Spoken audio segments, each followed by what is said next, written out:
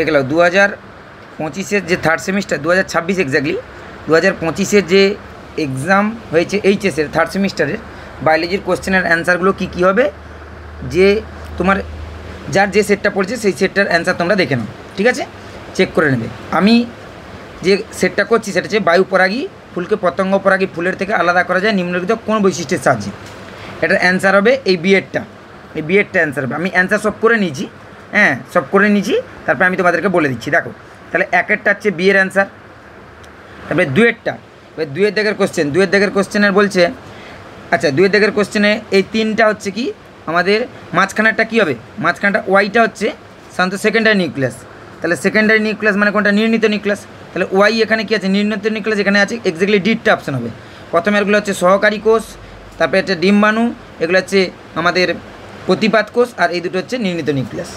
তাহলে দুয়েরটা হচ্ছে D option, তিনেরটা হচ্ছে ট্যাপেটাম পরাগধানীর প্রাচীরে থাকে, এ অপশান, আর চারেরটা হচ্ছে অটো, এক্স্যাক্টলি চারেরটা অ্যান্সার হবে গেইটনোগেমের বিরুদ্ধে, কিন্তু অটোগেমির নয়, বিটটা নয়, এক্স্যাক্টলি ডিটটা হবে অপশান। কোনটা হবে, এটা হবে গেইটনোগেমির বিরুদ্ধে কিন্তু অটোগেমির নয়, বুঝতে গেছে, অটোগেমির মধ্যে পড়বে পেঁপে, ঠিক আছে। তারপরে হচ্ছে তোমার পাঁচের দাগের অপশান হচ্ছে পরাগরেণু খরা তাপমাত্রা এবং খরা প্রতিরোধ করতে সক্ষম, কারণ এর বাইরে কী থাকে, স্পোরোপোলেনিন থাকে, এই জন্যই। তারপরে ছয়েরটা হচ্ছে মাথায় রাখবে এখানে হাইপোথ্যালামাস থাকবে অগ্রপিটুইটারি অ্যাক্টিভ হয় জিএনআরএইচ দ্বারা। তাহলে জিএনআরএইচ কোথায় কোথায় আছে দেখে নাও, জিএনআরএইচ আছে এই দুটো অপশান আছে, তার মধ্যে এখানটা একটু চেক করে দেখবে এক্স্যাক্টলি দুয়ের দাগের এই যে সাটলি কোষকে অ্যাক্টিভ করে এফএসএইচ, তার মানে এটা ডিএরটা অপশান। তারপর আসছি সাতের দাগের কোশ্চেনের, এটা সাতের দাগের কোশ্চেনের অপশানটা হবে সি, পড়ে নেবে। সাতের দাগে যে কোশ্চেনটা আছে এটা আমরা পড়ে দেখেছি, সি অপশান, উত্তর হবে সি। আটের দাগে যে কোশ্চেনটা আছে, হ্যাঁ এটা হচ্ছে এ অপশান, পড়ে দেখবে আটের দাগের কোশ্চেনটা এ।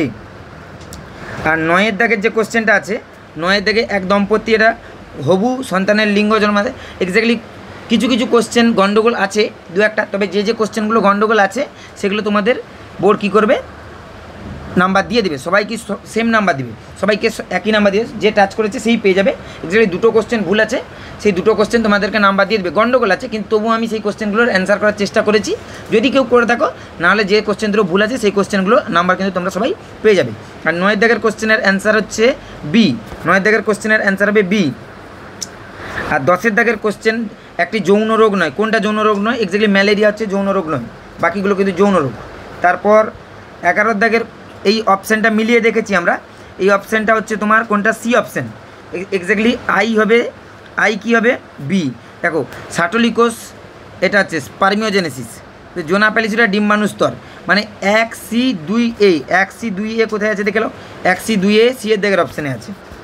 তারপরে আসছে যে স্তর থেকে জনন কোষ উৎপন্ন হয় তাকে প্রজনন আবরণী কলা বলা হয়, এইটা বি অপশান, যে সি অপশান, যে বি করেছে সে ভুল, বুঝতে পারছো। তারপরে আসছি 13 দাগের কোশ্চেনে, স্তনগ্রন্থি থেকে দুগ্ধ নিঃসরণ করে কি করা হয় ল্যাকটেশন পদ্ধতি, এটা সত্য, কিন্তু অক্সিটোসিন হরমোনের সাথে যে ল্যাকটেশন ঘটে না, অক্সিটোসিন এক্স্যাক্টলি অক্সিটোসিন ল্যাকটেশন করে কি, এটা কি ভুল না ঠিক, এটা জানতে হবে তোমাদেরকে উভয়। এক্স্যাক্টলি প্রোল্যাকটিন প্রোডাকশন করে, আর এটা হচ্ছে দুগ্ধ ক্ষরণ, অক্সিটোসিন হরমোনের সাহায্যে ল্যাকটেশন ঘটে, ল্যাকটেশন মানে দুগ্ধ নিঃসরণ, ল্যাকটেশন মানে যেটাকে এক্স্যাক্টলি ইংরেজিটা দেখলেই বোঝা যাবে, এটা বলছে lactation occurs with the help in oxytocin hormone, দুগ্ধ ক্ষরণের কথা বলেছে।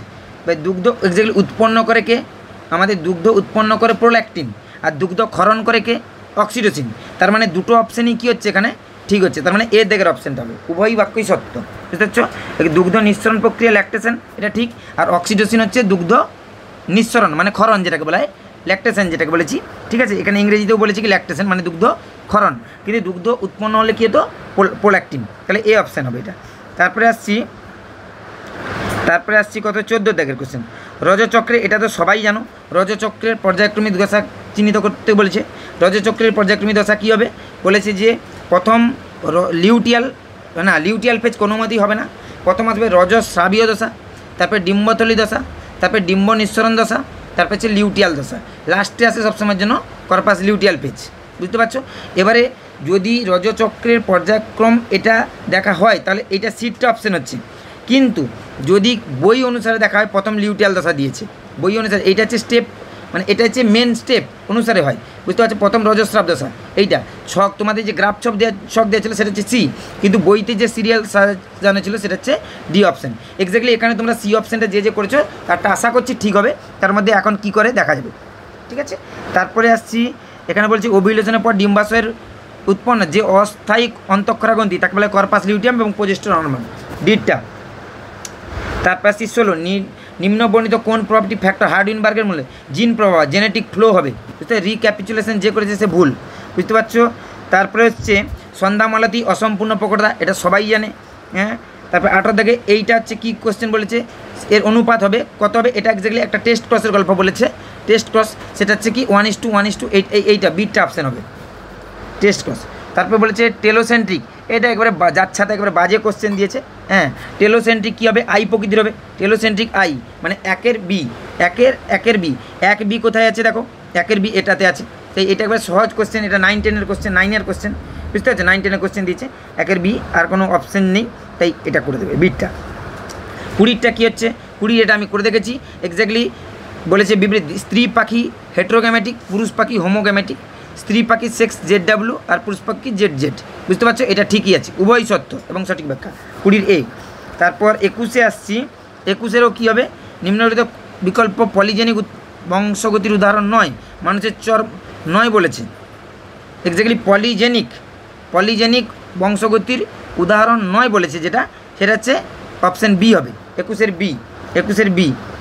তারপরে এটা হচ্ছে জেনোটাইপযুক্ত জীব থেকে কত প্রকারের গ্যামেট সৃষ্টি হতে পারে, এখানে জেনোটাইপযুক্ত গ্যামেট কতগুলো প্রকারের জীব সৃষ্টি হচ্ছে, গ্যামেট তৈরি হতে পারে 2n, n = কত হেটেরোজাইগোট, মানে হেটেরোজাইগোট 3টাই আছে, মানে 2 × 3 কত হচ্ছে 2, তাহলে 3 আসছে, এর অপশান কত আসবে 2 × 2 × 2 মানে কত হলো 2 দিয়ে 4, 4 দিয়ে 8, তার মানে বি অপশান। তারপরে দেখি কী আসছে, দেখো RNA ভাইরাসে জেনেটিক RNA বর্তমান এবং mRNA হলো নন জেনেটিক RNA, হ্যাঁ। এটা কি RNA ভাইরাসে কি জেনেটিক RNA বর্তমান থাকে, হ্যাঁ সত্য। দ্বিতীয় বাক্য মিথ্যা নয়, mRNA হলো নন জেনেটিকই, আমাদের ক্ষেত্রে mRNAটা কী করে, জেনেটিক নয়, নন জেনেটিক, মানে এটা হচ্ছে বি এর অপশানটা হবে, বুঝতে পারছো। দ্বিতীয় বাক্যটা কিন্তু না ভুল বললাম, mRNA হলো নন জেনেটিক RNA, এটাও ঠিক, উভয় সত্য, বি অপশান হবে। mRNA হলো নন জেনেটিক RNA, হ্যাঁ নন জেনেটিক, কারণ mRNA-কে জেনেটিক RNA বলি না, কারণ আমাদের মধ্যে থাকে, বুঝতে পারছো, এটা অপশানটা। কিছু কোশ্চেন এরকম উল্টো পাল্টা দিয়েছে তোমাদের, হ্যাঁ সেটাই দেখার বিষয়, কোনটা উত্তর দেয় দেখা যাক। প্রথম বাক্য সত্য, RNA ভাইরাসের জেনেটিক RNA বর্তমান, এটা সত্য, কিন্তু mRNA হলো নন জেনেটিক RNA, এটা mRNA-কে নন জেনেটিক RNA-র মধ্যেই ধরা হয়, এই অপশান হবে। তারপরে বলেছি ইকোলাই ল্যাক অপেরন সক্রিয় করে ল্যাকটোজ এবং রিপ্রেসরের সঙ্গে যুক্ত হয়ে গিয়ে তাকে দূর করায়, ঠিক আছে, হ্যাঁ। 24-এরটা এটা হবে এর অপশান। 25-এরটা বলেছে কি ইকোলাই প্রতিলিপিকরণ সম্পর্কে নিম্নের দেওয়া কোন বিবৃতিটি সঠিক, বলছে DNA নির্ভর DNA পলিমারেজ বহুশৃঙ্খল অনুঘটিত করে 5' to 3' অভিমুখে, আচ্ছা প্রতিলিপিকরণের সঠিক বলেছে, কোনটা সঠিক, DNA নির্ভরশীল DNA পলিমারেজ বহু শৃঙ্খলীভবন অনুঘটকটি 3' to 5', না এটা হবে না, এই অপশান হবে, যেটাই যাক না কেন 5' to 3'ই যাবে, বহু শৃঙ্খলও 5' to 3'ই হয়, এটা হবে DNA RNA পলিমারেজ, এটা নয়।